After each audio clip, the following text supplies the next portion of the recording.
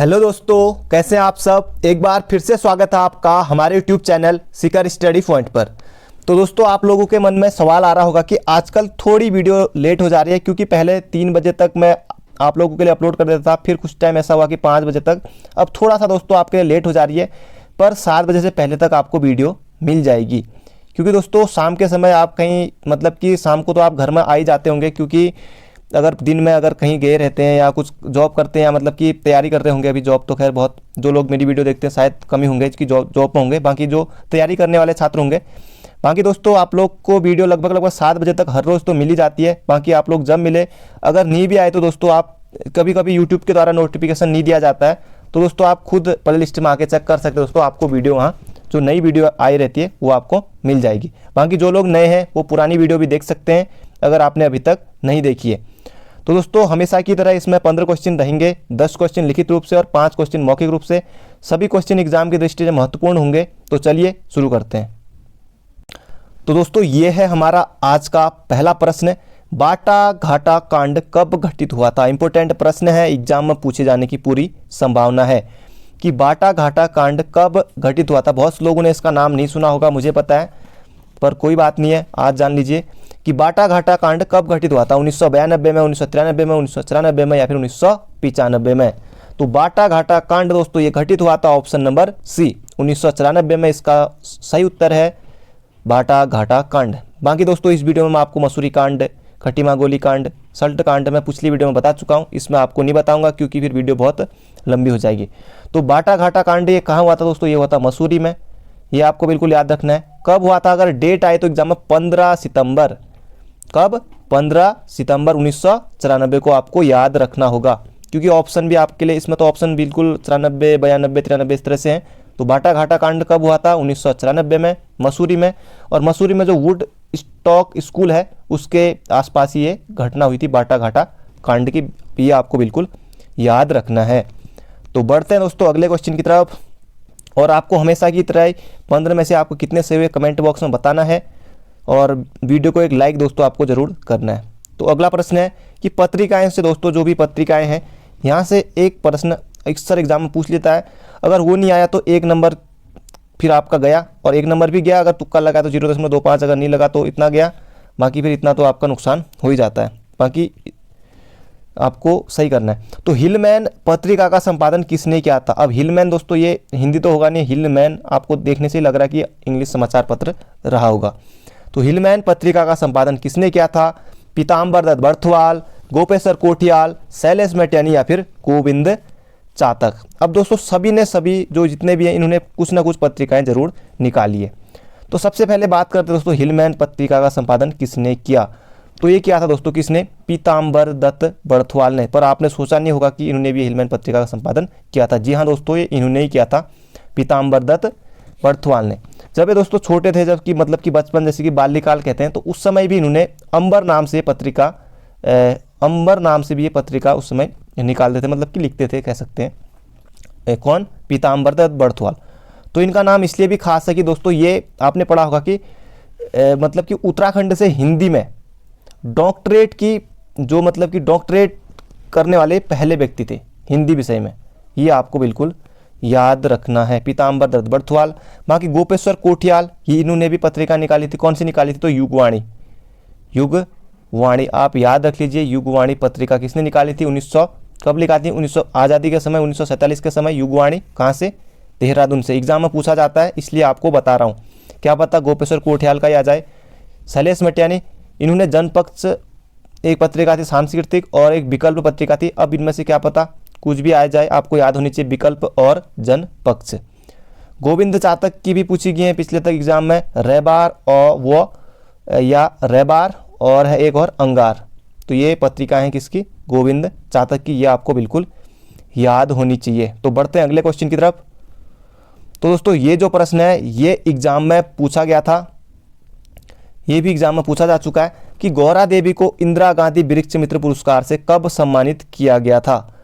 Important प्रश्न है दोस्तों। गौरा देवी से एग्जाम में कई बार प्रश्न बने हैं कि ये मतलब कि गौरा देवी किस जनजाति संबंधित है, भूटिया, जौनसारी, इस तरह से भी एग्जाम में बन चुका प्रश्न।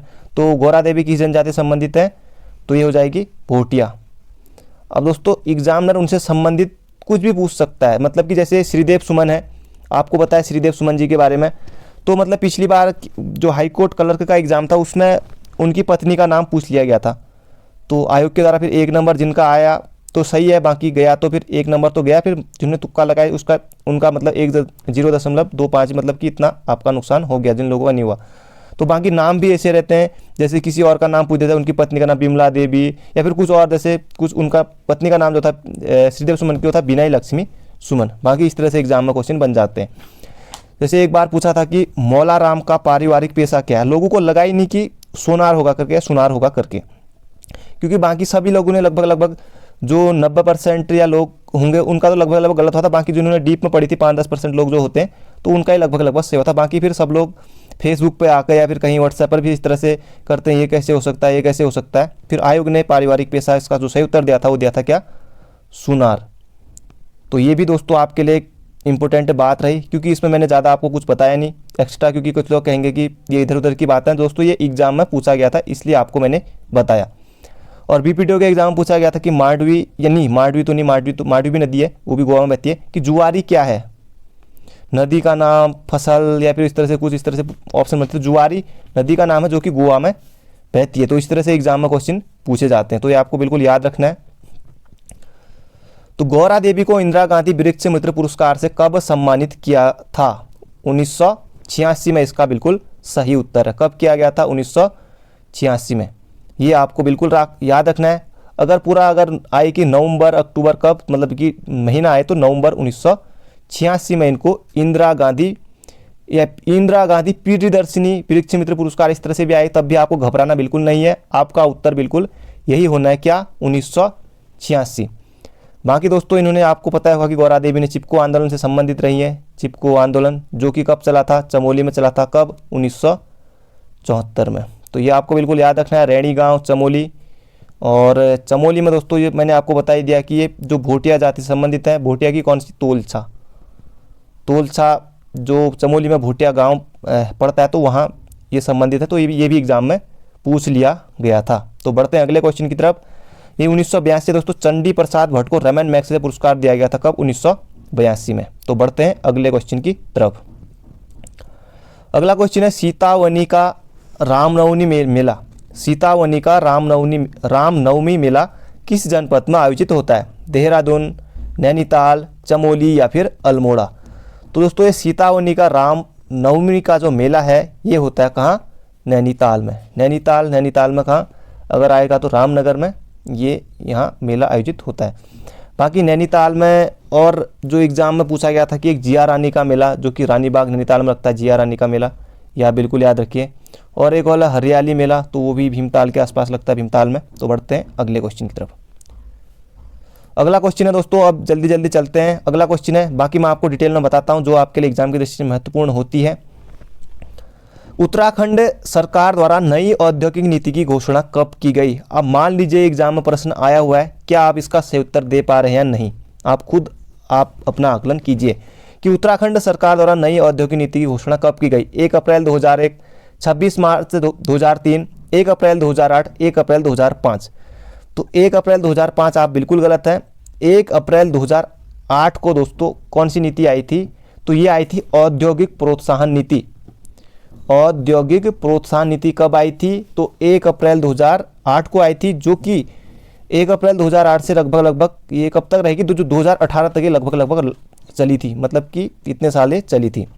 बाकी इसका सही उत्तर है उत्तराखंड सरकार द्वारा नई औद्योगिक नीति, तो ये 26 मार्च 2003 को आई थी। इसका सही उत्तर क्या होगा, ऑप्शन नंबर बी।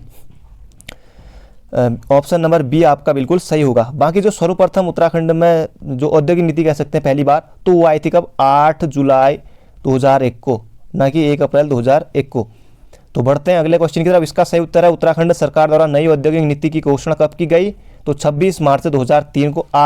आपको मोहजबानी याद होना चाहिए। बाकी 1 अप्रैल 2008 को औद्योगिक प्रोत्साहन नीति ये की गई, और बाकी ये मैंने आपको बताई दिया है। तो नई औद्योगिक नीति अगर आता है तो 26 मार्च 2003। तो बढ़ते हैं अगले क्वेश्चन की तरफ। इंपॉर्टेंट प्रश्न दोस्तों अगला भी, कार्तिकेयपुर राजवंश में सीमाओं की सुरक्षा भार किस राजवंश में, तो मतलब कि अगर इस तरह से भी आ सकता है कि जैसे प्रांतपाल किस राजवंश में सीमाओं की रक्षा करता था, जिम्मेदारी की सुरक्षा थी? तो कार्तिकेयपुर या फिर पंवार या फिर और जो भी ऑप्शन बने, तो इस तरह से भी क्वेश्चन बन सकता है।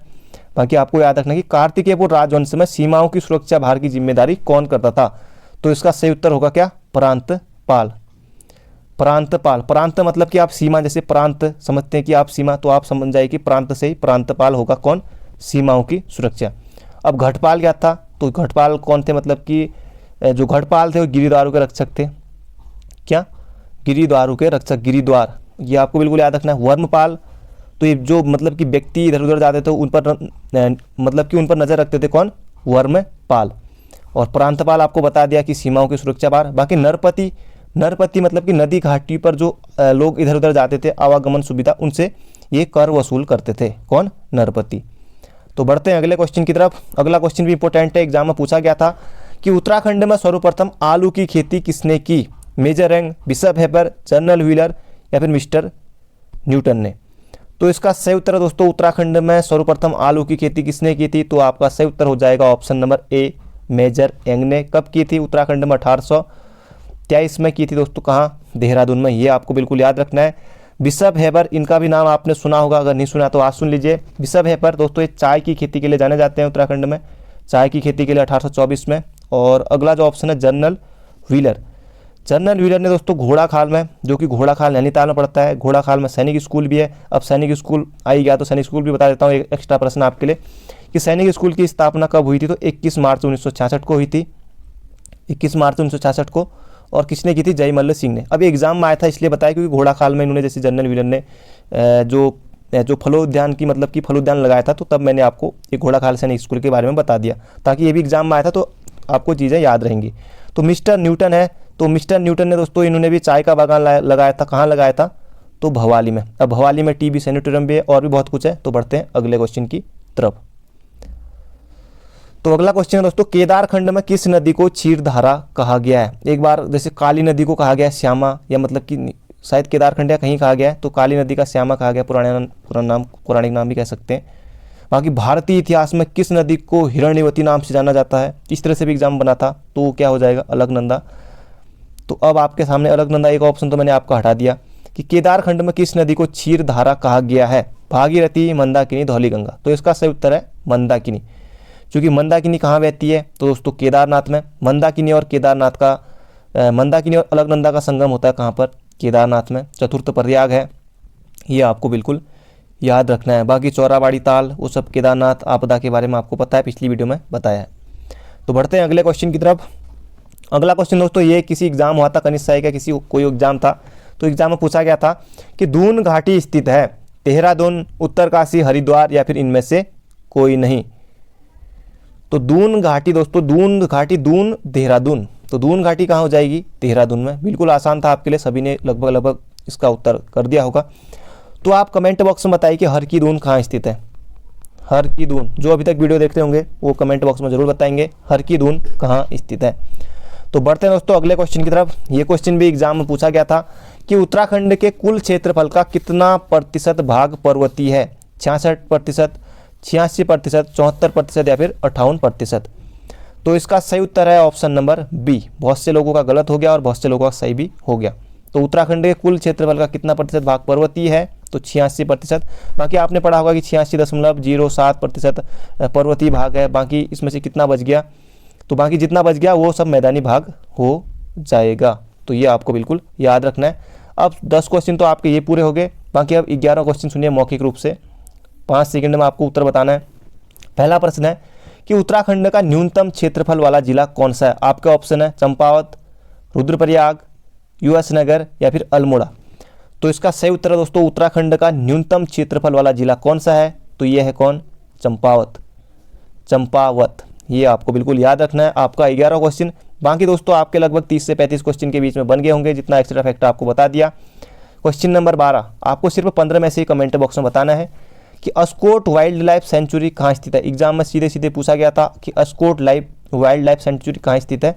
तो एक है अस्कोट पिथौरागढ़ में। पिथौरागढ़ 80 कोट हुआ करते थे दोस्तों, पिथौरागढ़ में 80 किले, तो अस्कोट इसलिए नाम पड़ा। और अस्कोट इसकी स्थापना हुई थी 1986 में। अब इतना फैक्ट आपने जान लिया। 12 प्रश्न हो गए। 13वां प्रश्न सुनिए आप सभी लोग। मीठे रीठे का वैज्ञानिक नाम क्या है? मीठे रीठे का वैज्ञानिक नाम क्या है, ये आपको बताना है। तो सही उत्तर है दोस्तों इसका, एग्जाम में पूछा जाएगा। इसका वैज्ञानिक नाम है, याद रखिए आप लोग, सेपिंडस एमाराजिनेटस। सेपिंडस एमाराजिनेटस आप बिल्कुल आपको याद होना चाहिए।